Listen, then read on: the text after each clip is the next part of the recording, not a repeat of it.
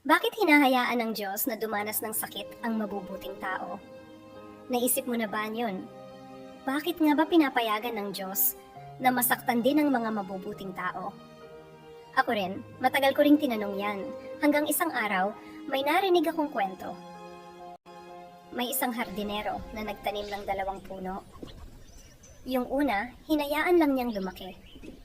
Mabilis itong tumubo, naging mataas at malago. Pero mababaw lang pala ang ugat. Nang dumating ang malakas na hangin, agad itong natumba. Yung pangalawa naman, palagi niyang pinuputulan. Paulit-ulit, parang ang sakit, parang hindi patas. Pero dahil doon, lalong lumalim ang ugat nito. At sa bandang huli, ito ang punong nakayanan ng bagyo at namunga ng mas matamis.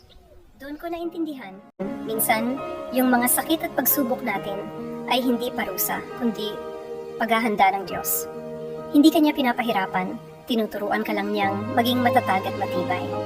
Baka ngayon, ikaw din ay parang yung 2 puno, paulit-ulit na pinuputulan